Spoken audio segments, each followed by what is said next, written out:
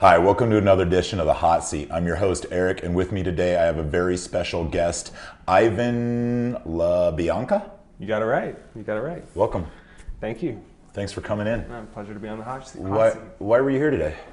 I was here to interview you and some of your team members. Really? What were you interviewing us about? I'm trying to find out a little bit about what you like and what you hate about 7 Cents. About 7 Cents, yes. So literally like 10 minutes ago or so, you were on the other side of the camera and I was on this side of the camera. That's and right. Now you get to sit with me. It's very uncomfortable. Very uncomfortable. I hear you're more awkward on this side of the camera. Is that true? Definitely, 100%. Okay. But I'll try my best. So do you work for 7 Cents? I do. I am, I guess, a chief marketing officer, but we're a small team, so I play a lot of roles. Okay, so CMO is a really fancy title. You guys are a small organization. What do you guys do? What 7 Cents do?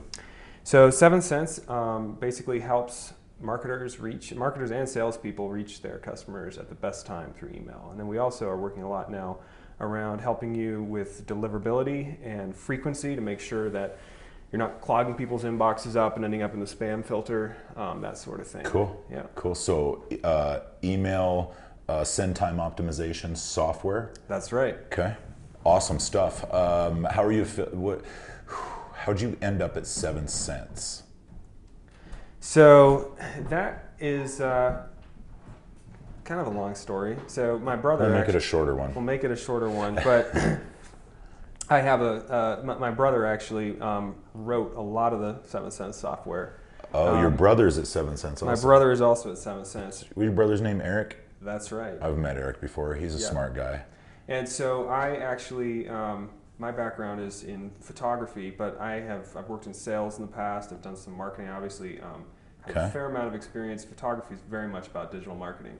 And so I had a little bit of a slow period, which always happens as a photographer, and ended up doing a little bit of freelance work for 7 Cents. And Mike asked me if I wanted to come on full time because the lead mag that I wrote was the most effective that they'd had up to that point. Okay, so it kind of went from there. So if I can interpret that, your brother went to Mike and said, "Hey, will you hire my brother? He's out of work." Is that what happened?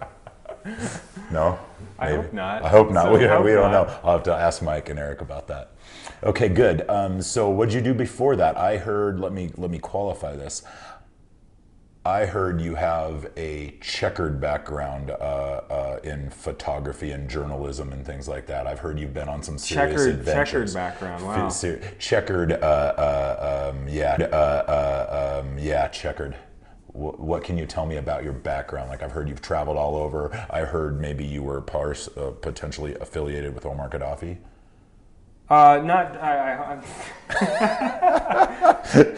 You better. Do you want to clarify that? I probably ought to clarify that one. No, so I originally, when I got into photography, I got really interested in photojournalism, and so I worked doing basically as a freelance news photographer for about 3 years. Covered. There you go. Everything from the Republican primary campaign in 2012, got to be 8 feet away from Mitt Romney and Ron Paul and Rick Santorum. That was interesting. And then also was in Haiti in 2010, filmed a documentary there. In Libya in 2011. That's the Gaddafi story, right? But what happened in 2011 in Libya? Country kind of fell apart. Yeah, you were there for that. Yeah, I was there twice. Wow. Yeah.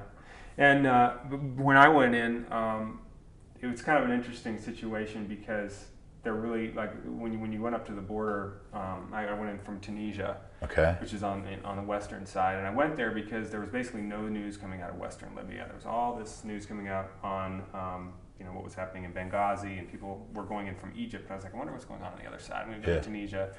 And you go to the Tunisian border with Libya, and there's a border on the Tunisian side, and they're basically like, you shouldn't go over there. We can't stop you, but you shouldn't go over there. And when you go over, there's like nothing except for a bunch of guys just sitting around because the border, like all the infrastructure had fallen down. So there's nothing really to keep you from crossing in and out of the border. They just don't advise it. Yeah. And I probably would have run right back, but I ended up connecting with a fairly experienced journalist who was also crossing at the same time. And he was like, "Well, you want to come with me?" And he was a writer, and so we traveled together for about 2 weeks. And then I ended up getting a call to go back, and went back for about a month. Wow. And, yeah. That's awesome. So that's adventurous. I guess that's probably not as checkered as it is adventurous. So I appreciate you clearing the record. It's not like you were actually part of the fall of Gaddafi or anything like that. I was there when his hometown fell though, and ended up being in the right place at the right time, snapping a couple pictures, and ended up getting some pretty wide distribution. Yeah. So that was exciting. Would you say that's the most scared you've ever been in your life during that time? No, because you get scared afterwards when you realize what you did, and right. you know. In the moment, Yeah, it wasn't as scary as there's exciting. There's a little too much adrenaline. Yeah. Sure. Yeah. Well, that's tremendous. So you cap that off with a huge career move to 7 Cents, then. No, well, that's where the story goes on. But basically, photojournalism is I kind of knew I didn't want to do it forever after having some of those experiences. I mean, the next situation would be to go to Syria. I knew a lot of people that went to Syria, and not all of them came back. I mean, it was a terrible place to be as a journalist, and so I work now I still work actually doing nonprofit videos for a couple different organizations. You do? Yep. What's your favorite nonprofit organization to work with? So I've done a lot of work for the Conservation Fund, and I think they do some pretty awesome work because the cool thing about them is that actually, depending on the year, only 2 or 3% of their donations go to overhead, and 97 to 98% go straight into land conservation. It actually goes to what the cause is? Yeah. Imagine that. Yeah. Okay. This is way too serious right now. Let's lighten it up a little bit. I heard you like to climb rocks for fun. Is that true? I do like to climb rocks for fun. I was hoping to climb some, but there's a little too much snow out here now. It's sort of like you crossing the border into Western Libya. Like, I would not recommend you go rock climbing in Boulder area right now. You're in town. Where do you live? I live in Southern California, in Redlands. Okay, live in Southern California into Colorado to interview us and also spend some time with some friends, right? Exactly. Yeah. Okay. Weather is different here. It is. It's nice to see snow, though. Yeah. So, yeah. Good. So, what's the tallest rock you've ever climbed? Tallest rock I've ever climbed. I climbed a route in Red Rocks called Prince of Darkness. Okay. I was going to ask you if it had a name, but you beat me to it. It does. The guidebook says it's 667 feet tall, and I was like, it's pretty tall. Why didn't they call it 666? It's right. Prince of Darkness, right. Depending on where you stand. Totally. It's just that's 1 foot above total darkness. Okay, have you ever heard of Connor Griffith? Connor Griffith? In the rock climbing circles? No. He works for us. Oh, really? Yeah, he's world famous. He's world famous. World famous rock climber. You should follow him on Instagram. This would be a good point for Sam to put up his Instagram profile.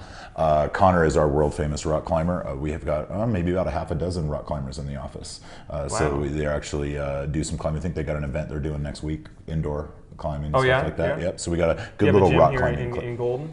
Close, yeah, very close. So next time you're in town, come back and we'll have to introduce you to Connor and get you out in a rock. In the meantime, he's going to be upset that you don't know who he is. I say he's world famous. He might be more regionally famous.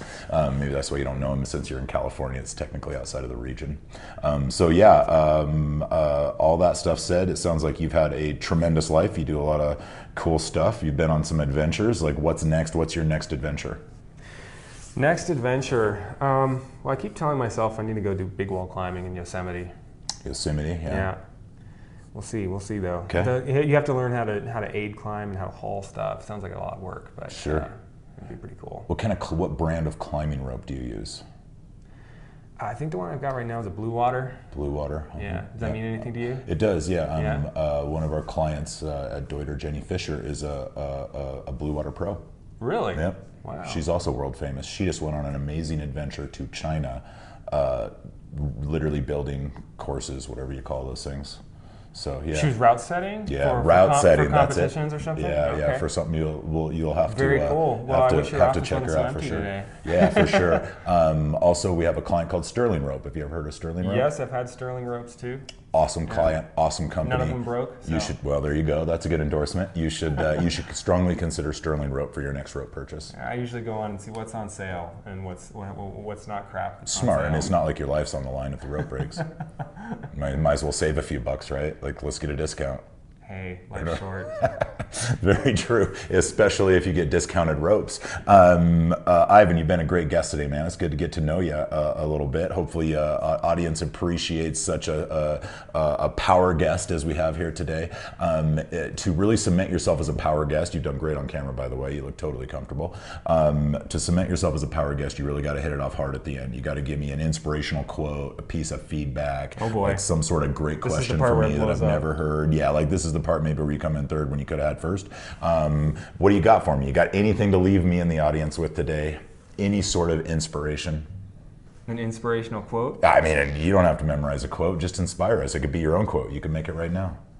You know, I think I'll quote Shia LaBeouf. Did you ever see that video? No, it's something gonna happen. You missed that one? That is a power ending right there, folks. Thank you for joining. Your dreams come true! There it is. I think we got him feeling comfortable, folks. Ivan LaBianca, thanks for joining us today. See y'all later.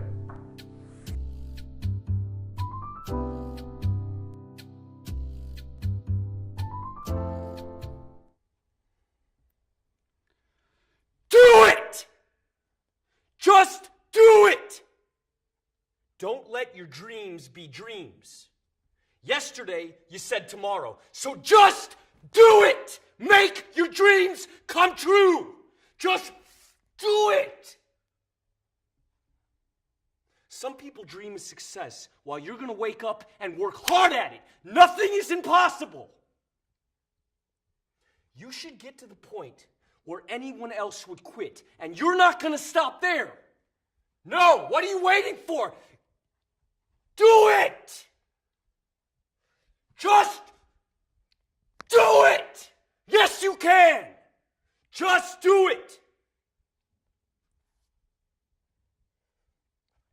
If you're tired of starting over, stop giving up.